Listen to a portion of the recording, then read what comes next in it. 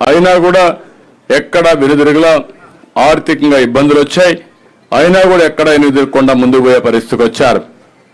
అలాంటి వ్యక్తి ఈరోజు పవన్ కళ్యాణ్ గారు భీమవరంలో పోటీ చేస్తారనుకున్నాం. కాదు, నేను పిఠాపురం నుంచి పోటీ చేస్తానంటే ఆయన కోసం త్యాగం చేయమని నేను మన వర్మ గారిని కోరా. తప్పకుండా అంగీకరించారు. నేను ఒకటే మిమ్మల్ని కోరుతున్నా, ఏదైతే ఈరోజు పవన్ కళ్యాణ్ గారు ఈరోజే కాదు 2014లో ఈ రాష్ట్రం బాగుండాలి, ఈ రాష్ట్రం బాగుండడం కోసం నేను పోటీ చేయని ఈసారి నేను కూడా పూర్తిగా ఎన్డీఏకి సహకరిస్తానని చెప్పి సహకరించిన వ్యక్తి పవన్ కళ్యాణ్ గారు. అదే మాదిరిగా ఈ ప్రభుత్వం పైన వ్యతిరేకత ఉంది.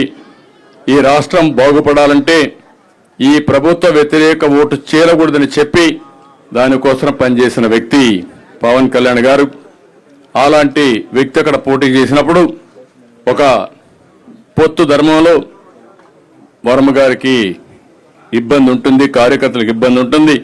కానీ ఆ పొత్తును మనం నెరవేర్చవలసిన బాధ్యత కూడా ఉంటుంది. నేను అందుకే వారికి ఒక మాట చెప్పాను, మీరు ఎమ్మెల్యేగా రాలేరు కానీ ఆ నియోజకవర్గం తరపున ఎమ్మెల్సీగా మొదటి ఇచ్చే ఎమ్మెల్సీలో మీరు ఉంటారు.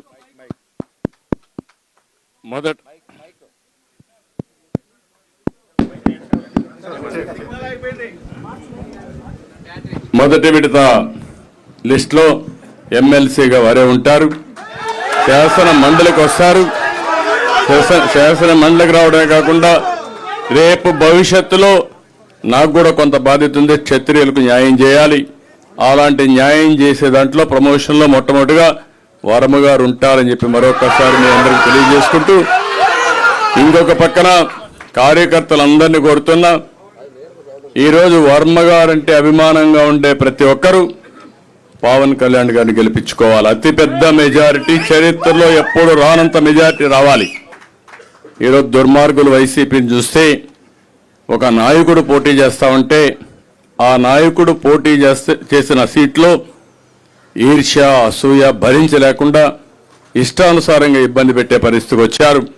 నేను అందుకే ఈ రోజు నుంచి మిమ్మల్ని కోరుతున్నా, ఎక్కడ కూడా ఒక చిన్న ఇది రాకుండా మీరే వర్మ క్యాండిడేట్ అయితే ఎట్లా పనిచేస్తారో దానికంటే 10 రెట్లు ఎక్కువగా పనిచేసి పవన్ కళ్యాణ్ గారిని బ్రహ్మాండమైన మెజారిటీతో గెలిపించవలసిందిగా ప్రతి ఒక్కరిని కోరుకుంటూ, ఈరోజు మాగుంట రాక